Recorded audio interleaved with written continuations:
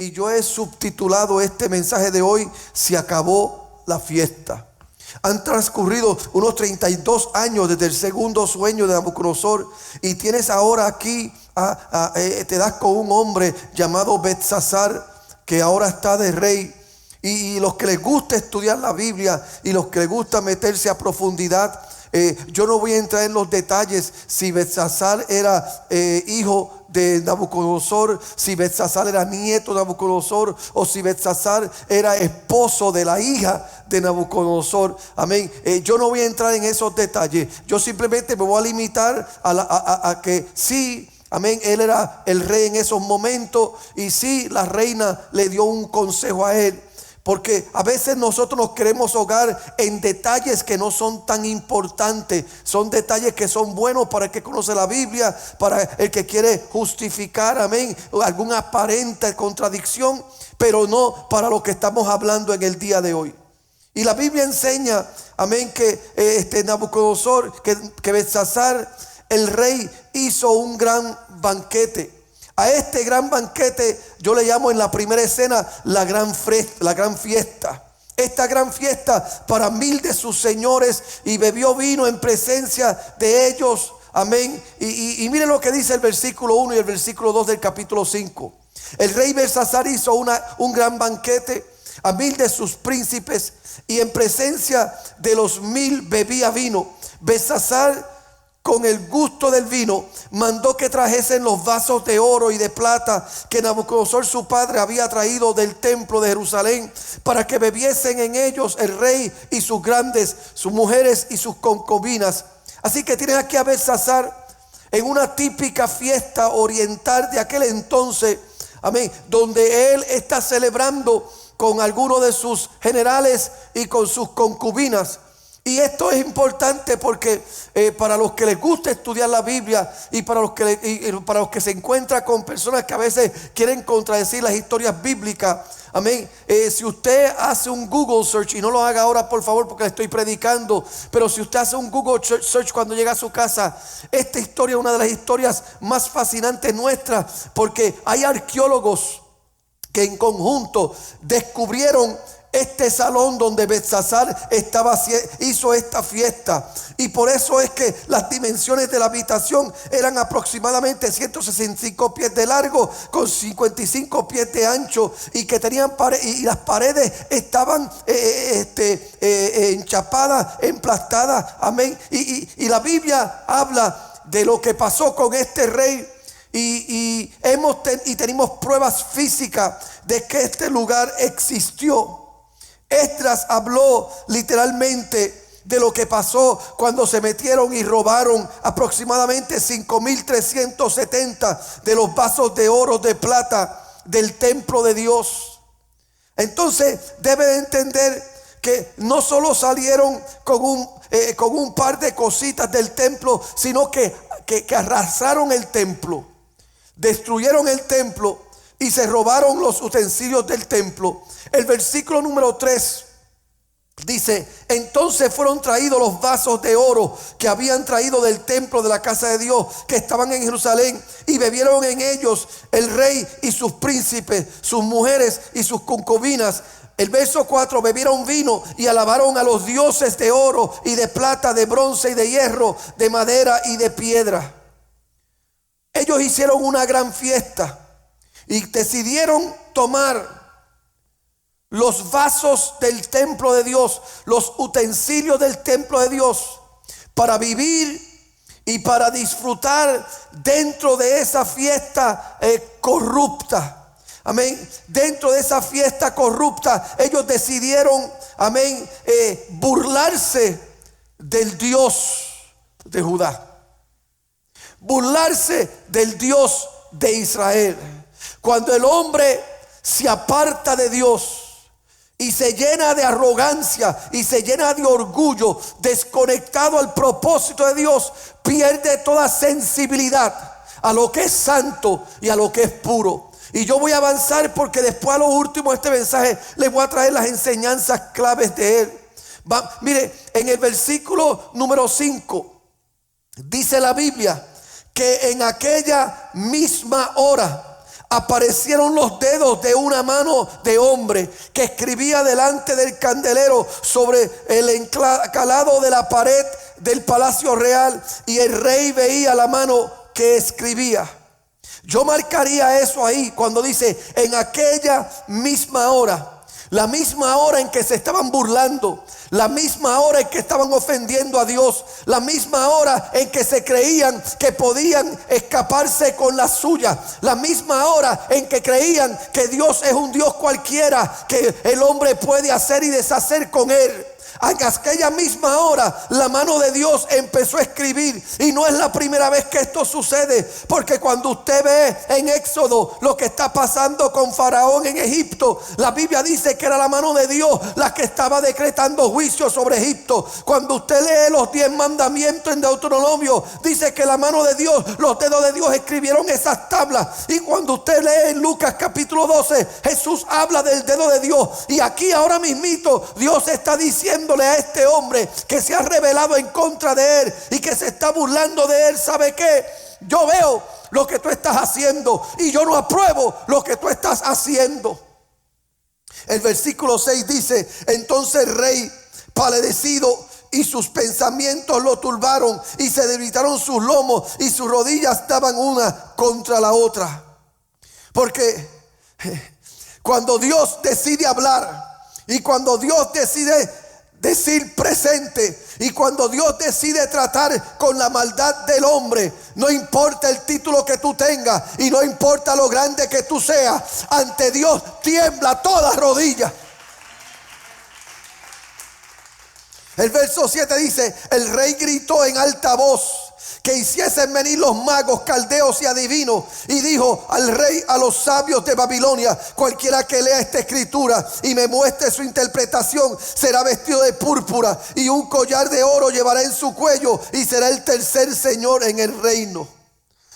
Por eso es que muchos de los teólogos entienden que este rey Belsasar que está hablando aquí no era necesariamente el rey legítimo, porque si fuese el rey legítimo podía ofrecer el segundo lugar del reino, pero lo fuese el tercer lugar porque había uno que estaba sobre él. Eso es un detalle pequeño para que usted note. Ahora, esto es importante. Siempre me sorprende mientras pasamos por el libro de Daniel, cada vez que había un sueño y no podían interpretar el sueño, o algo Dios estaba haciendo y no podían interpretar lo que Dios estaba haciendo, llamaban los caldeos, llamaban los adivinos, llamaban los astrólogos. Uno pensaría que después de la primera vez de no poder interpretar un sueño, y Dios envió a su hijo para que lo interpretara, que aprendieran su lección. Uno pensaría que después de 2 veces de Dios darle un sueño y ellos no poder interpretarlo, pues iban a ir donde el hombre que podía interpretar. Pero aquí los tenemos la tercera vez encontrados entre la espada y la pared, literalmente. Y en vez de ir donde Dios primero, vuelven a sus astrólogos, vuelven a sus magos, vuelven a sus adivinos. Ojo, iglesia, cuidado con siempre estar yendo a esos mismos lugares y a esas mismas fuentes que nunca te bendicen. ¿Me estás escuchando? Cuidado con siempre estar yendo a esos mismos lugares, a esas mismas fuentes que nunca te bendicen. Me sorprende a mí siempre ver hermanos en la iglesia o gente que le sirve a Dios, que cuando tienen problemas, que cuando tienen dificultades, siempre van a todo el mundo primero antes de ir a la voz que Dios asignó a su vida para bendecirlos a ellos. Los pastores no están en la iglesia para lucir bien. Los pastores no están en la iglesia para que usted solamente los vea el domingo y los oiga el domingo. Estamos en la iglesia para velar por su alma. Y cuando algo está amenazando tu existencia, cuando algo te está turbando, cuando algo te está robando bendición, ya Dios ha puesto un hombre, ya Dios ha puesto una mujer que está asignado para bendecirte. Pero es sorprendente que la gente siempre la gente van a fuentes que no les bendice. Pero yo vengo a decirle esto: Dios tiene una forma peculiar de llamar la atención a aquellos que no prestan atención. Dios tiene una forma de llamarte a cuenta cuando tú no quieres hacerle caso a Dios. Dios mandó a escribir en la pared a este hombre. Tal parece como que Dios diciendo: si te doy un sueño, Ya los magos tienen libritos que interpretan sueños. Ya los magos han hecho lo que hacen muchos creyentes. Porque ahora queremos coger esto de sueño y queremos hacer de esto un negocio donde ya no tenemos que ir donde Dios y ya no tenemos que doblar rodillas. Ahora lo que tenemos que hacer es leer un librito que nos dice: si sueñas con caballo, esto es lo que está pasando. Si sueñas con el color rojo, esto es lo que está pasando. Si sueñas con aviones, esto es lo que está pasando. Y usted encuentra gente en la iglesia, algunos porque no han sido instruidos en esto, y otros porque se creen que saben más. Usted encuentra gente en la iglesia tratando de manipular en la bendición, lo que Dios está haciendo y lo que Dios está hablando. Y Dios sabe el jueguito que la gente tiene, y por eso la Biblia dice: ¿sabe qué? No le dé un sueño a este hombre, porque es posible que manipularan interpretándolo mal. Dios no le dio un sueño porque es posible que dijera: ¿sabe qué? Bebí mucho anoche y por eso es que estoy soñando. Y podrían ignorarlo. Dios dijo: no, yo voy a hacer algo diferente. Yo voy a hacer algo que tú no vas a poder decir, que esto es algo natural. Yo voy a hacer algo en tu vida que tú no vas a poder decir que fue que te pasó esto, que te pasó aquello. Hay veces que Dios permite que una persona se enferme, y se enferme gravemente, no porque Dios quiere castigarlo, no porque Dios quiere que esté enfermo, sino porque Dios quiere hacer una obra. Dios quiere glorificarse. Oh, gloria al nombre poderoso de Jesús. Hay veces que Dios permite ciertas crisis que el doctor no puede resolver, que el psicólogo no puede resolver, que el abogado no puede resolver, que tu trabajo no puede resolver, para que cuando llegues a Dios y Dios resuelva y Dios obre, tengas que decir: de veramente fue Dios el que obró. Dale un aplauso a Dios si lo recibe. El verso 9 dice que aún sus propios príncipes estaban perplejos. Pero están perplejos, están asustados, están cargados, pero están yendo a la fuente equivocada.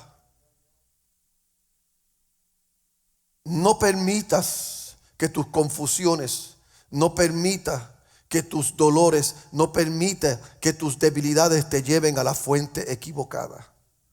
Pero gloria a Dios por la gente que presta atención. ¿Se atreve a decir gloria a Dios por la gente que presta atención? Gloria a Dios por la gente que siempre recuerda quién es Dios y lo que Dios está haciendo.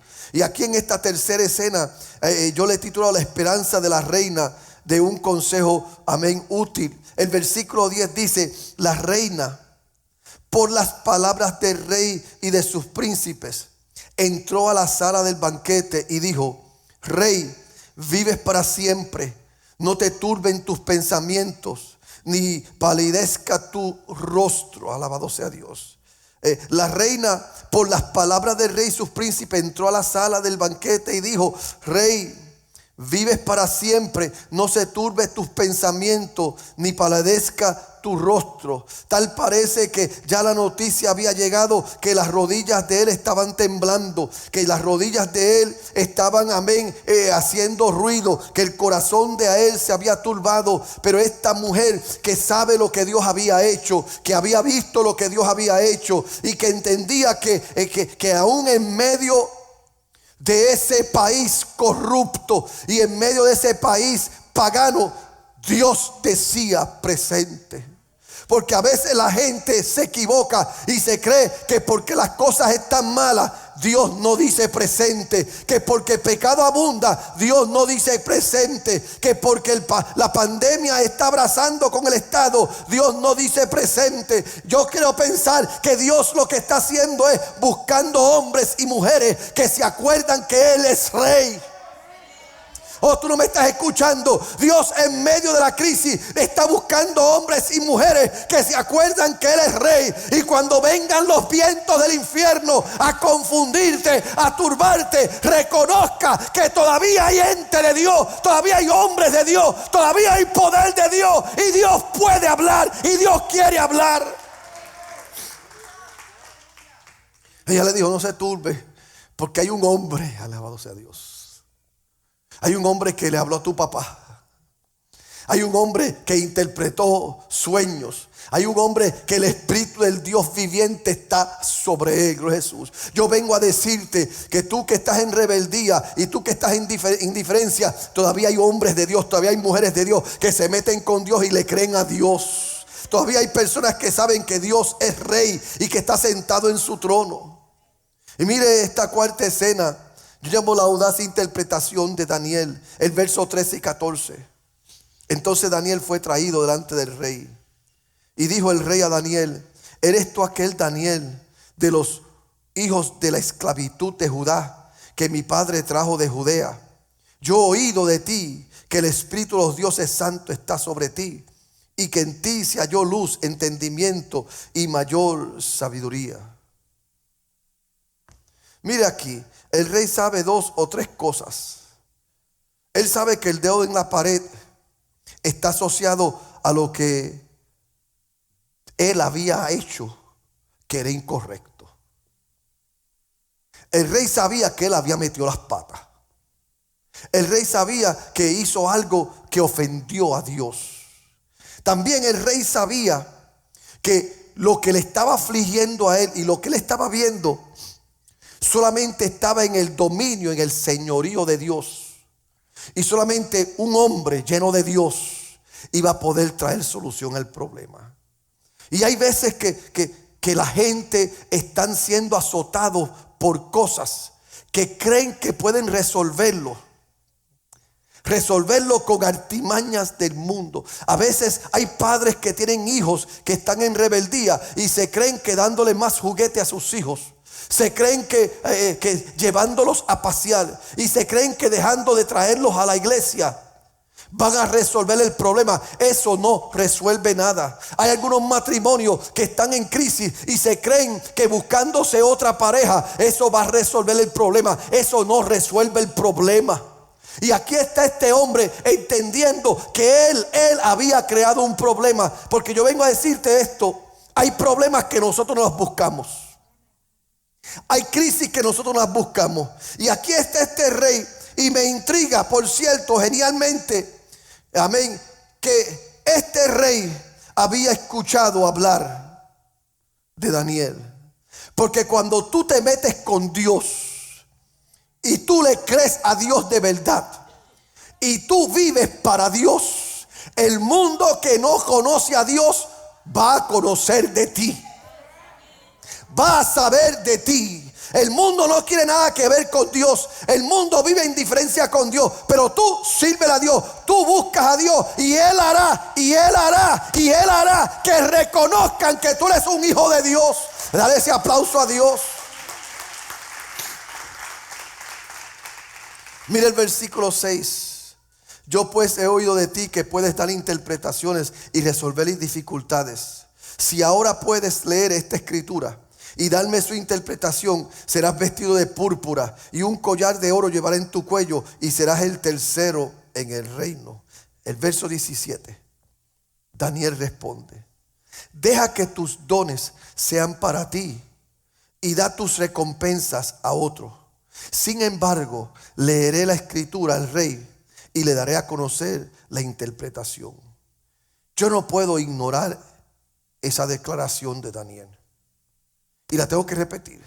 El rey le dice: si me predicas, si me ministras, si me interpreta lo que está pasando, te voy a poner una cadena de oro más grande que la que Mr. T usaba. Te voy a dar, amén, una capa de púrpura más radiante que la que usaba Prince. Y te voy a hacer el tercero en el reino. Mire la respuesta. Deja que tus dones sean para ti y da tu recompensa a otro. Sin embargo, leeré la escritura al rey y daré a conocer la interpretación. Lo que Daniel dice aquí es: yo no ministro por dinero. Mi recompensa está en el cielo. Yo lo repito, lo que Daniel está diciendo aquí: yo no canto para que me paguen. Yo no predico para que me paguen. Yo no soy músico para que me paguen. Yo soy músico, yo canto y yo predico, porque un día el Rey de Reyes me vio en esclavitud y Él me puso en alto. Un día Él rompió las cadenas. Oh, yo doy gracias a Dios por este testimonio, porque todos aquellos que andan por ahí tratando de vender el evangelio, no sé qué se hacen con palabras como esta, que le dicen, ¿sabe qué? Basta ya con vender el evangelio, basta ya con hacer un negocio de evangelio. Dios está buscando hombres y mujeres que dicen, lo que hago lo hago por Dios y lo hago para Dios. Yo siempre he dicho a los jóvenes de esta casa, a los ministros de esta casa, nunca hagan algo para Dios porque les pagan. Nunca busquen ganancia en el evangelio. Amén. Nosotros no hacemos esto porque queremos dinero. Mire, ¿sabe? Usted ha visto que hay iglesias que se cierran. Hay pastores que se salen del ministerio. Y hay artistas cristianos que enganchan sus maletas y dejan de ministrar. Pregúnteme por qué. Porque muchos de ellos, la gran mayoría, pensaron que podían grabar un disco, que podían ser evangelistas, que podían abrir una iglesia y ser pastores para lucrarse y para recibir. Y la gente que entra en este asunto buscando ganancia son los primeros que cierran sus puertas, son los primeros que tienen los libros y que tienen los discos cogiendo mojos en las casas, porque ¿sabe qué? Esto no es para hacer ganancia. Pero los que le creen a Dios y le sirven a Dios, porque Él es el que provee y Él es el que le hace, le paguen o no le paguen, hacen lo que tienen que hacer para Dios y lo hacen con gratitud para Dios. El verso 18 al 21. El Altísimo Dios, oh Rey, dio a Nabucodonosor tu padre el reino y la grandeza, la gloria y la majestad. Y por la grandeza que le dio, todos los pueblos, naciones y lenguas temblaban y temían delante de él. A quien quería mataba y a quien quería daba vida. Engrandecía a quien quería y a quien quería humillaba. Mas cuando su corazón se ensoberbeció y su espíritu se endureció en su orgullo, fue depuesto del trono de su reino y despojado de su gloria, y fue echado de entre los hijos de los hombres, y su mente se hizo semejante a la de las bestias, y con los asnos monteses fue su morada, y hierba le hicieron comer como a buey, y su cuerpo fue mojado con el rocío del cielo, hasta que reconoció que el Altísimo Dios tiene dominio sobre el reino de los hombres, y que pone sobre él al que a él le place. ¿Cuántos de ustedes saben que Dios sabe cómo exaltar a los humildes y que Dios sabe cómo humillar a los orgullosos? ¿Cuántos de ustedes saben eso? Que Dios sabe levantar al que le cree y Dios sabe tumbar al que no quiere creerle. Versos 22 y 23.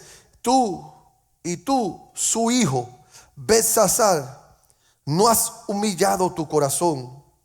Note bien esto, sabiendo todo esto, sino que contra el Señor del cielo te has ensoberbecido, hiciste traer delante de ti los vasos de su casa, y tú y tus grandes, tus mujeres y tus concubinas bebiste vino en ellos. Además de esto, diste alabanza a dioses de plata y oro y de bronce y de hierro y de madera y de piedra, que ni ven ni oyen ni saben, y al Dios en cuya mano está tu vida y cuyos, amén, y cuyos son todos tus caminos, nunca honraste.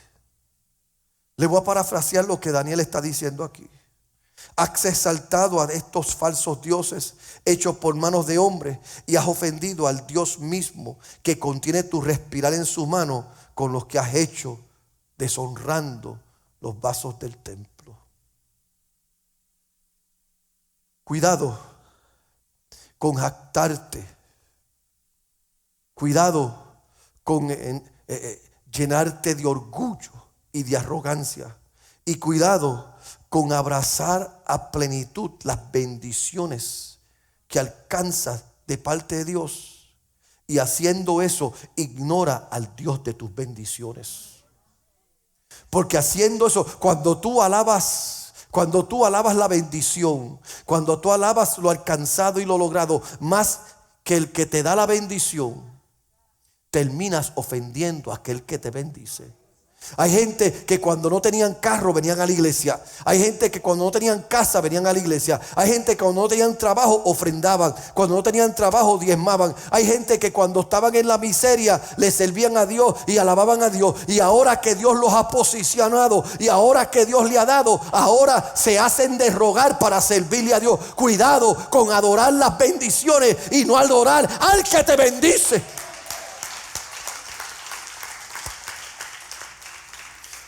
Verso 24 al 28.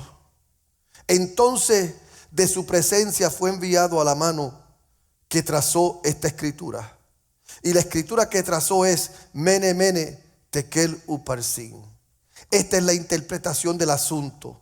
Mene, contó Dios tu reino y le ha puesto fin. Tekel, pesado has sido en balanza y fuiste hallado falto. Pérez, tu reino ha sido roto y dado a los medos y a los persas. Hay dos cosas aquí que yo quiero resaltar. Primero, amén, Daniel tiene 81 años y probablemente está preparado para tener un encuentro con Dios, pero no tenía prisa para morir. Porque yo quiero decirle esto a los jóvenes. Yo quiero decirle esto a los jóvenes que están aquí. Usted ve a la gente mayores, y yo me incluyo en ellos ya. Usted ve a la gente mayores y usted cree que la gente mayores pues ya no le importa si viven o no viven. Usted ve a la gente mayor y usted cree ese ya está listo para irse para el cielo. Lo que usted no sabe esto, que mientras más avanzado uno está en edad, menos prisa tiene uno por irse.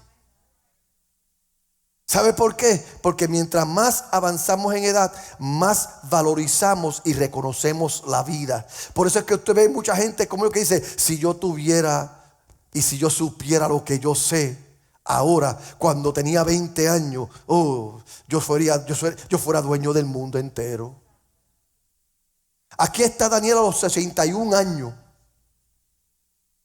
Él sabe que le queda poco tiempo de vida, pero no tiene prisa para irse al cielo.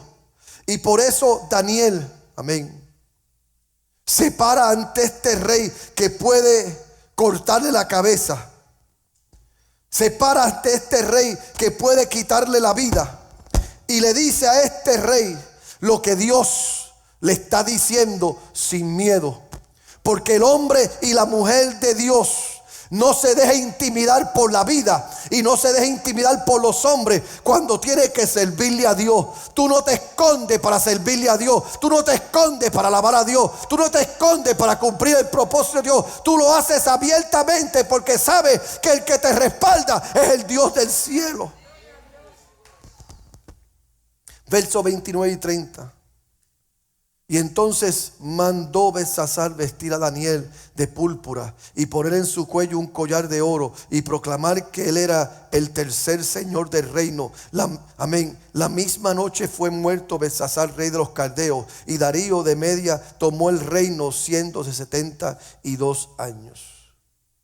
Primero, cuando eres fiel a Dios y le sirves a Dios libre de interés monetario, Él te bendice con más de lo que tú te imaginas. Por eso sírvele a Dios sin interés, sabiendo que Dios va a proveer. Pero tampoco quiero obviar este asunto. Piensa en esto. Belsasar organizó una fiesta sabiendo que los medos y los persas estaban a la puerta. Belsasar organizó una fiesta sabiendo que su reino corría peligro. ¿Sabe lo que yo llamo eso? Yo llamo eso arrogancia. Cuando el ser humano se aparta de Dios, olvidando e ignorando la palabra, el orgullo entra y con él la arrogancia, que eventualmente terminas perdiendo toda sensitividad al peligro que amenaza tu existencia. Cuando el hombre o la mujer, amén, se aparta de Dios y se aleja del propósito de Dios, pierde toda sensibilidad del peligro que le amenaza. Por eso usted ve gente que conociendo a Dios y sabiendo quién es Dios y sabiendo lo que Dios ha hecho, se desconectan del propósito de Dios y se desconectan de todo aquello que es santo. Y después actúan como si Dios no existiera, como si lo que están haciendo no tiene consecuencias.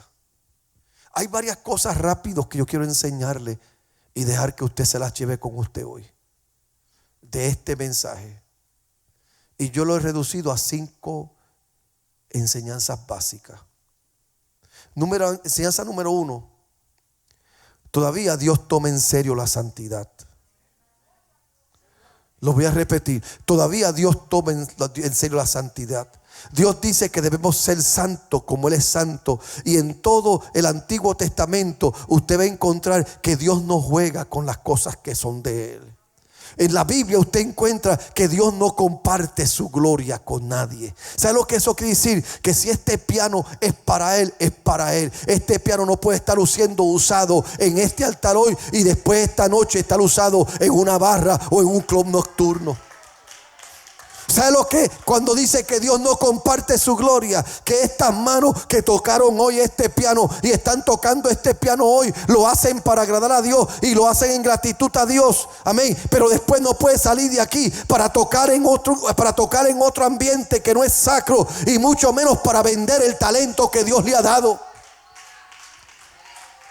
Dios sigue siendo santo y Él sigue tomando la santidad en serio. Por eso es que usted encuentra que Dios dice: no toques el arca, si lo tocas muere. Y viene un hombre y toca el arca y muere. Y usted dice: pero eso no es justo, porque cuando Dios dice algo es para que nosotros lo tomemos en serio. Y Dios está diciendo: yo estoy buscando un pueblo que se aparta del pecado, se aparta del mundo y vive para mí. Por eso no podemos jugar a la iglesia. No podemos estar con un pie adentro y un pie afuera. No podemos estar con la boca alabando a Dios aquí y con esa misma boca maldiciendo a Dios cuando salimos de aquí. No podemos usar estas manos para alabar a Dios aquí y cuando salimos aquí usamos estas manos para ofrendar la dignidad de Dios. Dios toma en serio la santidad. Segunda enseñanza de este capítulo. Como Dios toma en serio la santidad todavía, deberíamos ser controlados por el Espíritu Santo y no por otro espíritu. Cuando nos envolvemos en actividades que sabemos que no son de edificación y de altura espiritual, lo que estamos haciendo eventualmente es invitando a ser controlados por espíritus contrarios. Tú quieres servirle a Dios, tú quieres ser santo, tú quieres ser santa. Pues tienes entonces que tomar la decisión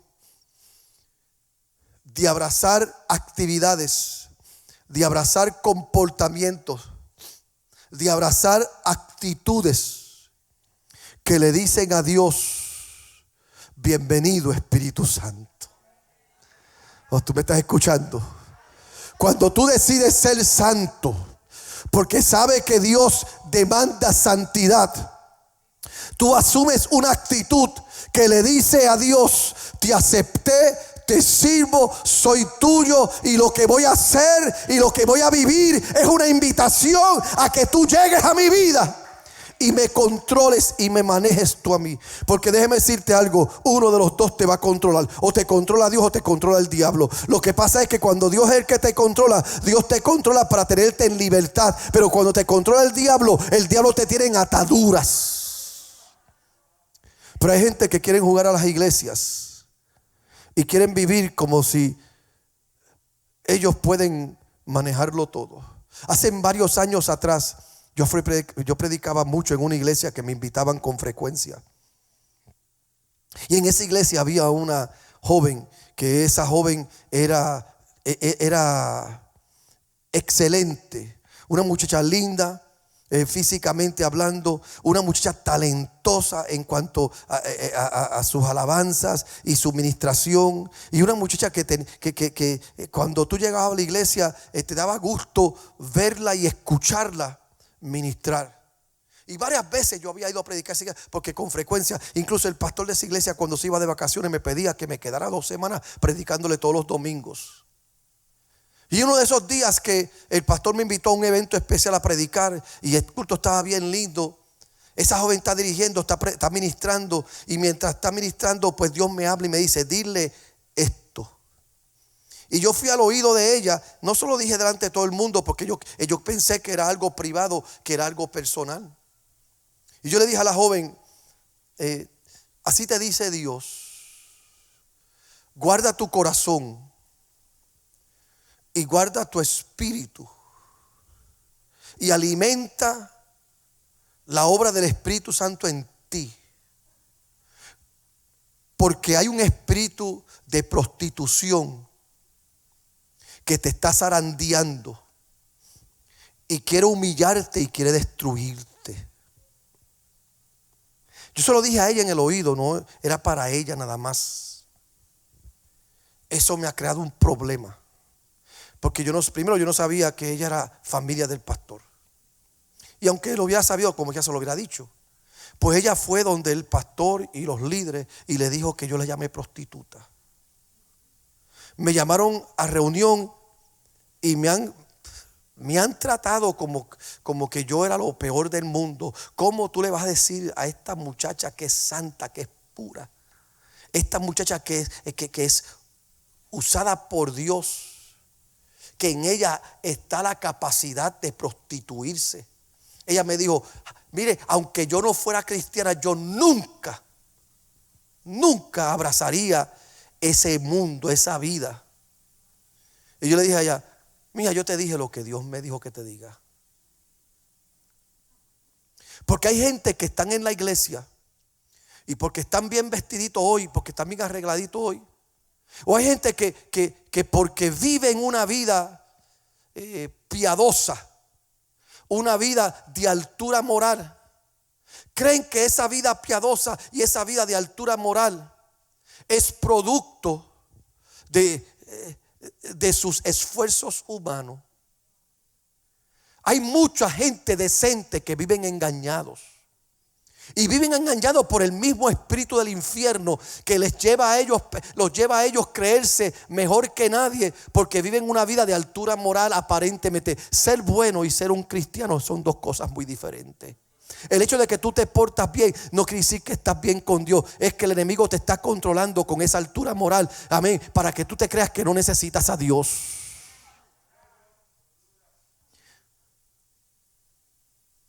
Un año y algo más tarde, esa muchacha se enamoró de un joven equivocado. Y ciega, enamorada de él, empieza una relación amorosa con él indebida. Y en esa relación indebida con él, ella es introducida al pecado y es introducida a actividades vergonzosas en privado. Ese joven se burla de ella y la deja y la humilla a ella. Porque después que la llevó a hacer cosas que eran para ellos, él decide revelarle a todo el mundo las cosas que ellos hicieron.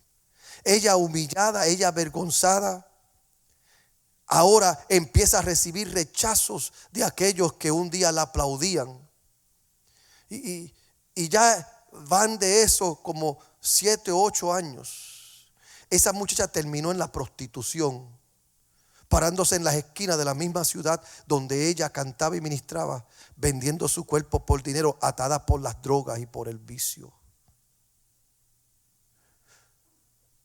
Tenemos que aprender esto. Tenemos que aprender a ser guiados por el Espíritu, porque cuando no somos guiados por el Espíritu, podemos ser manejados por espíritus contrarios. Y por eso es que Dios no juega con el asunto de su santidad. Tercero, este capítulo me enseña que tenemos que aprender del pasado.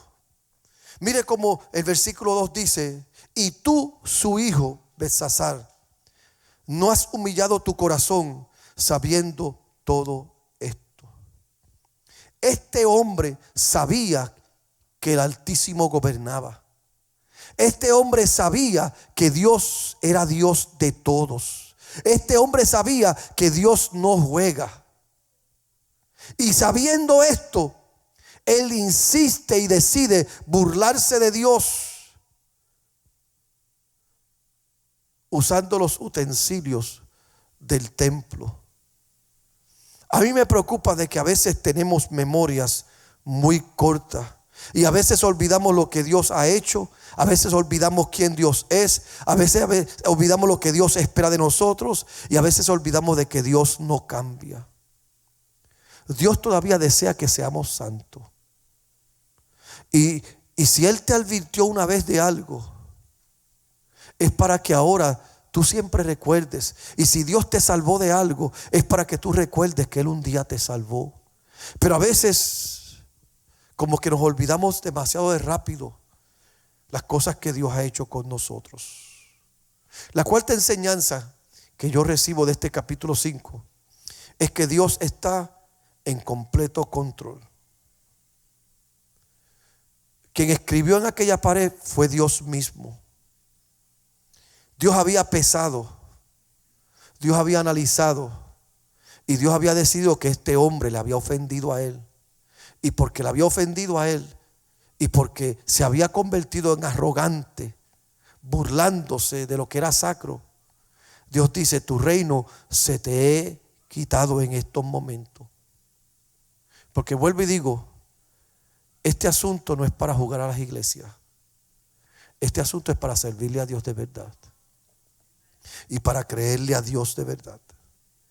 Y la última enseñanza que recibo de este capítulo 5, y no es última porque es menos importante, incluso debatí entre ponerla primero, y es que debemos de temer y obedecer a Dios siempre, porque no importa a quién tú agradas si desagradas a Dios, y no importa a quién tú desagradas después que agrades a Dios. Y es importantísimo que cuando tú pesas tu vida y tú mides tu vida ante todo lo que estás viviendo, a alguien que tú debes de honrar, a alguien que tú debes de obedecer, a alguien que tú debes de hacer reverencia, es a Dios. Cristo lo dijo de esta manera: no tengas miedo al que puede coger tu cuerpo y meterlo a la cárcel. Más bien temed a aquel que puede coger tu cuerpo, amén, quitarte la vida y y echar tu alma al infierno. El que tiene poder de tu salvación y que tiene tu respirar en sus manos se llama Jehová, Dios de los ejércitos. Y nosotros no venimos a la iglesia y servimos a Dios y adoramos a Dios porque no tenemos nada mejor que hacer. Todos tenemos cosas que podemos hacer, que podemos considerar constructivas. Nosotros estamos aquí porque reconocemos que el Altísimo gobierna. Nosotros estamos aquí porque sabemos que Él es Rey, que Él es Dios. Nosotros estamos aquí porque sabemos que nuestra vida es un regalo de parte de Dios. Y nosotros estamos aquí porque sabemos que si vivimos, vivimos para Él. Y si morimos, morimos, amén, porque Él lo ha permitido, pero vamos a estar con Él siempre. Dios está invitándote a que tú lo mires a Él y lo veas a Él por quien es Él. Él es Rey. Y Él pone y Él quita. Él levanta y Él derrumba. Él bendice y prospera y Él resta y divide. Ahora tú tienes la decisión si vas a reconocer eso y vas a recordar eso, o vas a olvidar. Vas a olvidar, amén, y olvidando vas a menospreciar. Belsasar, el rey, creyó que él era mejor que su papá o su abuelo o su suegro. Belsasar, el rey, creyó que él podía hacer lo que le daba la gana y podía salirse con la suya. Él pensó que él podía ser músico en la iglesia y ser músico en la calle. Él pensó que él podía cantar en la iglesia y cantar en la calle. Él pensó que con la misma boca podía alabar a Dios y podía maldecir a Dios. Eso es lo que él pensó. Pero él ignoró que todavía Dios insiste en la santidad. Todavía Dios insiste en ser temido. Todavía Dios está en completo control. Y todavía Dios insiste en ser obedecido y ser reverenciado. No ignore o confunda el mensaje de la gracia con un mensaje permisivo para hacer lo que queremos. Y no crea que porque vives en pecado y Dios no ha corregido eso en tu vida todavía, es porque Dios no ve lo que está pasando. Y Dios le está hablando a gente aquí y a gente que nos está viendo, porque queremos hacer este asunto de iglesia algo liviano, y queremos hacer este asunto de servirle a Dios algo trivial, y queremos tomar el mensaje de la gracia y queremos pervertir el mensaje de la gracia. Y Dios nos está diciendo a nosotros: yo sigo siendo el mismo ayer, hoy y por todos los siglos. Y el hecho de que no te he llamado a capítulo es porque te estoy dando la oportunidad de que te arrepientas. Y te estoy dando la oportunidad de que reconozca que yo soy rey. Y yo oro a Dios que nosotros tomemos este mensaje de Daniel el hombre, el mito y el mensaje, y entendamos que Dios está tratando con nosotros, porque Dios se está preparando para llevarnos a un nivel. Pero antes de llevarnos a ese nivel, Él nos tiene que procesar, y nosotros tenemos que decidir si vamos a ser procesados por Él o no. Esa decisión está en tus manos. Yo te invito a estar de pie.